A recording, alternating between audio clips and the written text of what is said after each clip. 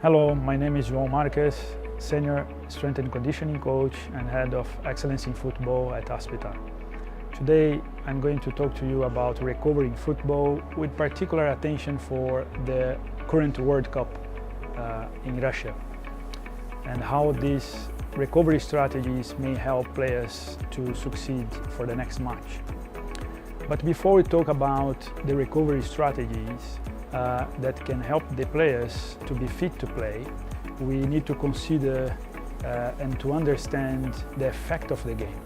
Soccer involves many physically demanding activities.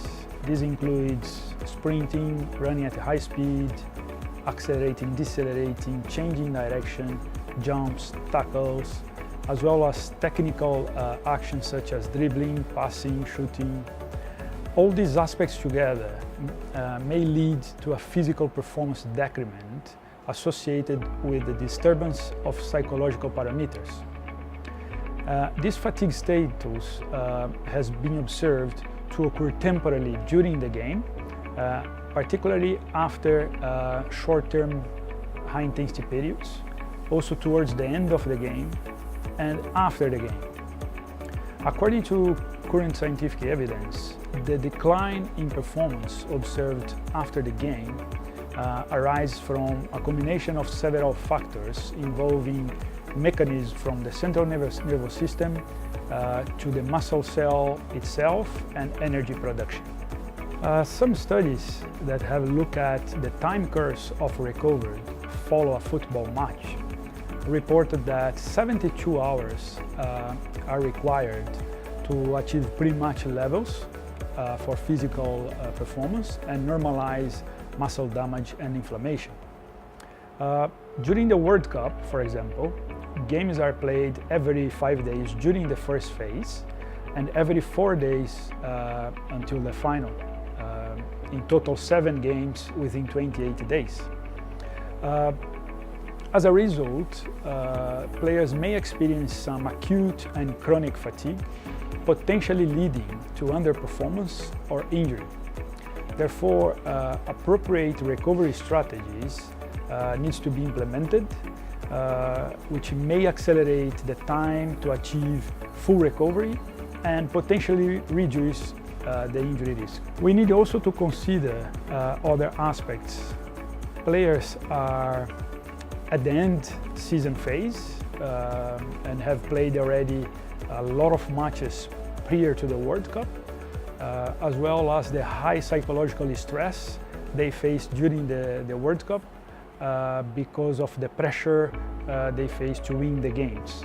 So that's why recovery on both sides, both dimensions, physical and mental, becomes so crucial during this competition.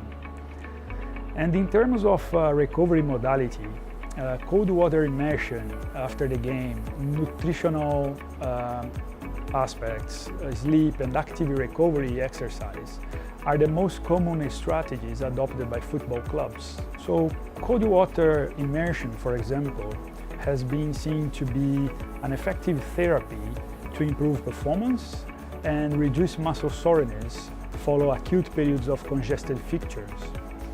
An appropriate nutrition as well, such as rehydration, carbohydrate and protein consumption after the game, is effective to replace water substrate stores and optimizing muscle damage repair.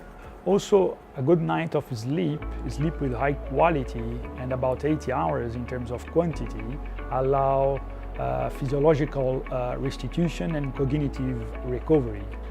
Lastly, it's important to implement some recovery with activities that require low intensity, such as exercise in the water, running or cycling at the day after the game.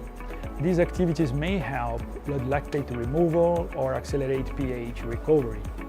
But for me, the biggest challenge for the strength and conditioning coach, particularly for those days that the technical staff can implement some work before the next match, is to assist and to support the technical staff by designing and implementing appropriate technical and tactical drills to keep the training load at the optimal level.